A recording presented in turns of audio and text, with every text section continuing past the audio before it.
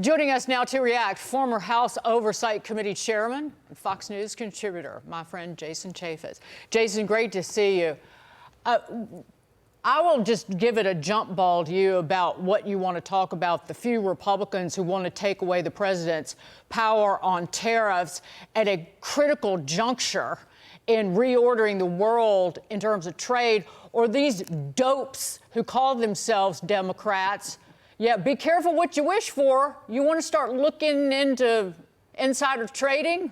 We'd love to open that little box of goodies.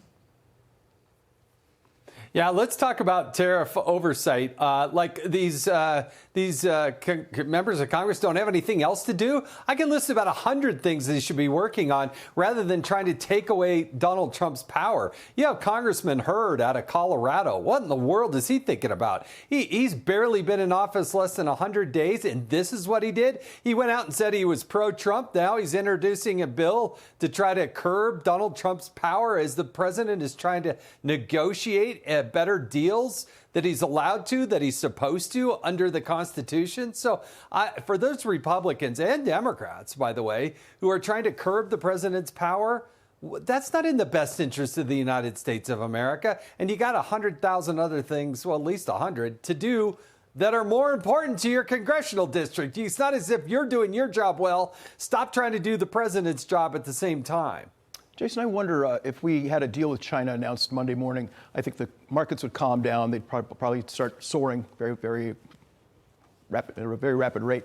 What is your sense? What country might be able to get the markets to calm down and start showing us more green ink? Would that be Great Britain? Would that be India? Would that be Korea? Yeah, I mean, all of the above. I think they're going to start one at a time, and I think the market will start to see that, oh, wow. The United States is better off than it was before Donald Trump brought this issue. This is an America First agenda. That's what the president has always been fighting about. He's been talking about this for like 30 or 40 years. I mean, literally decades he's been talking about this, and now he's actually doing it. And so for those weak-kneed people who say, oh, my goodness, you're going to have to put up with a little bit of the gyrations to make sure that the America First agenda is put in place and that America has a better, more fair trade deal. And remember, if you make things in the United States of America, there are no tariffs. This is only with dealing and making sure that we have good reciprocal trade deals with other countries. And the president is spot on. It's time we have a backbone, and I'm glad he's making it an issue. And before we move on, you know, I don't know if I should say this, but screw China. That's never held you back before. China. The world doesn't need us to do a deal with them. That nation killed millions of people. They have killed hundreds of thousands of Americans through fentanyl. And if their mouths are moving, they are lying to you. They never abided by the first deal that the Trump administration inked with them in early 2020. Instead, they were trying to cover up the Wuhan flu that was unleashed on the world. All that matters is us trading with everybody else and ring around Emperor Xi, as Larry Kudlow calls him, because they were dumping our debt this week, worst week in about a quarter of a century, and we're going to hit them back. That's all I have. Before we move on, Jason. Well, listen. China needs the United States. The United States doesn't need China. And the reality is China has been spying on us. They've been stealing our intellectual property. They have been the worst in terms of human rights. You can't do business there in a fair and balanced way. And Donald Trump, I think, has had enough of it. They send our students over by the tens of thousands. I don't know why we let them come in, understand, and have us train them only to go back to make China stronger.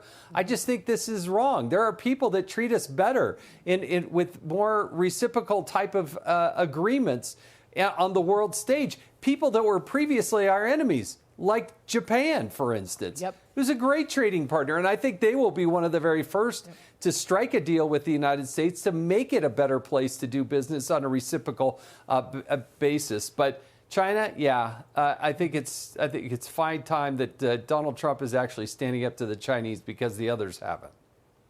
You can take this. Sure thing. Congressman, there's a very interesting proposal by President Trump, which is to take Social Security numbers, which basically are tied to people who are dead or also tied to illegal aliens, and essentially, I guess, kind of click them off. This would limit the ability for illegal aliens to earn money and essentially give them a really strong incentive to self-deport and go home. What do you think of that proposal? Is it something that could be done by executive order, or would this require legislation? I think you could do it by executive order. It's a home run of an idea. Of course it should be done. Like the Social Security numbers, the way we do those, the way we dole those out, there needs to be some sort of authenticity to them. But, you know, there are some states that give out different things and incentives. But the idea that we have dead people, people that are 150 years old. I read that there are some people very young, like, 5 years old, that are using these Social Security numbers and then applying for benefits. That has to stop. There isn't the type of technology put in place to do a two-step verification, which you would think would be elementary in this day and age. It's just not happening. Jason Chaffetz, thank you. Sorry I was yelling, but I'm mad. Thank you both. Because you know what? They're trying to inflict pain on us, and we're tough. And we're ready to hunker down for war, trade war. But we're ready. Jason, thank you.